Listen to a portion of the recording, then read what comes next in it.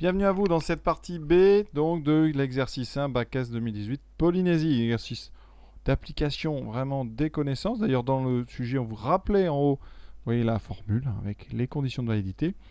Donc ici ça va être vraiment juste une petite révision avant les épreuves de bac. Donc une des médiathèques se demande si le nombre de DVD défectueux n'est pas anormalement élevé et donc elle va faire un test sur 150 DVD et sur ces 150, on a 14 DVD défectueux. Alors jusque-là, on ne pourrait faire que de l'estimation parce qu'on n'a pas d'autres infos. Mais dans la dernière ligne, on vous dit qu'on fait une hypothèse sur les 6% de DVD défectueux qui étaient donnés donc au début du texte. D'accord? C'était ici. Voilà, parmi les 6. Voilà. Donc, on a la proportion globale. On va donc pouvoir faire un intervalle de fluctuation asymptotique à condition que les conditions de validité soient bonnes. Alors, les paramètres ici. Donc, on a la taille de l'échantillon sont ici, on a un échantillon de 150. On va tester donc sur un échantillon de 150. La proportion qui nous intéresse et qu'on suppose au départ juste, c'est 0,06, 6%. Voilà, vous avez tout ce qu'il faut pour faire un intervalle de fluctuation, à condition, je répète, de vérifier donc les hypothèses. Alors, les conditions.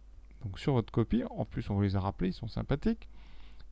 Donc, n supérieur à 30. Bah oui, parce que 150, c'est supérieur à 30, donc première condition, ok. Deuxième, n fois p.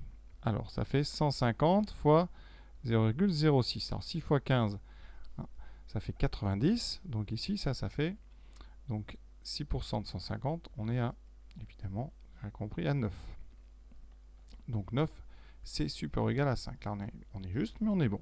Ensuite, n fois 1 moins p. Alors là, ça va être bon parce que 1 moins p, c'est 0,94.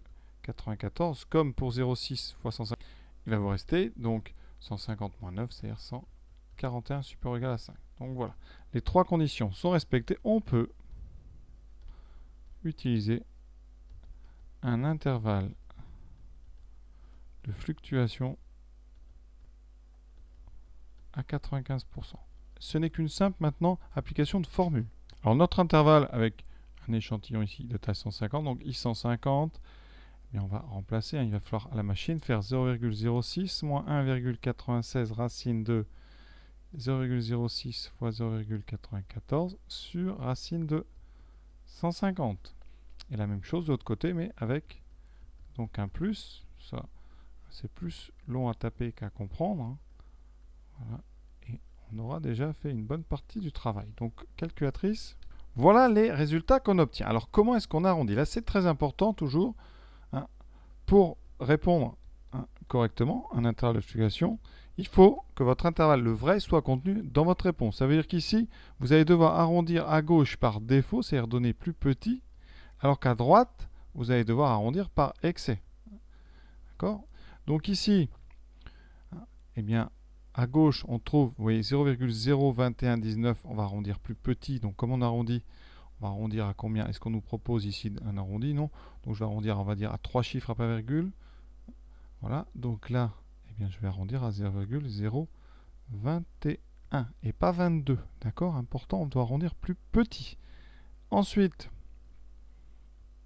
eh bien, à droite, on a 0,098, etc. 0,5. On doit arrondir par excès, donc plus grand. C'est pour ça qu'on va arrondir à 0,99. D'accord? De façon à ce que votre, je répète, votre vrai intervalle ici, il est inclus dans celui-là. Celui-là est un tout petit peu plus long pour être sûr qu'on a au moins 95%. Parce que si vous le raccourcissez sans faire exprès, vous aurez peut-être moins de 95%. Donc on arrondit toujours comme ça. Ensuite, qu'est-ce qu'on fait de cet intervalle? Eh bien maintenant, on s'occupe de notre échantillon. Donc la fréquence de l'échantillon, ici, c'est 14 DVD sur 150 qui ne sont pas bons. On prend la machine, donc on calcule 14 divisé par 150. On trouve 0, donc à peu près, là on arrondit au plus près, 0, donc 0,093. Alors qu'est-ce qu'on fait de ça? Eh bien on regarde. Ça c'est une fréquence.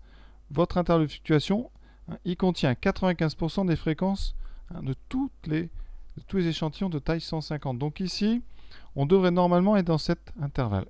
Alors 0,093, c'est effectivement un élément de notre intervalle I150. Conséquence de ça, eh bien, on ne peut pas rejeter l'hypothèse. Donc, on ne peut pas rejeter l'hypothèse des 6%. D'accord? Puisque notre fréquence de l'échantillon qu'on a pris au hasard est dans l'intervalle, donc tout se passe normalement. On n'a pas de raison de s'inquiéter ou de douter en fait de quelque chose. Donc voilà, cette partie B, elle est déjà terminée.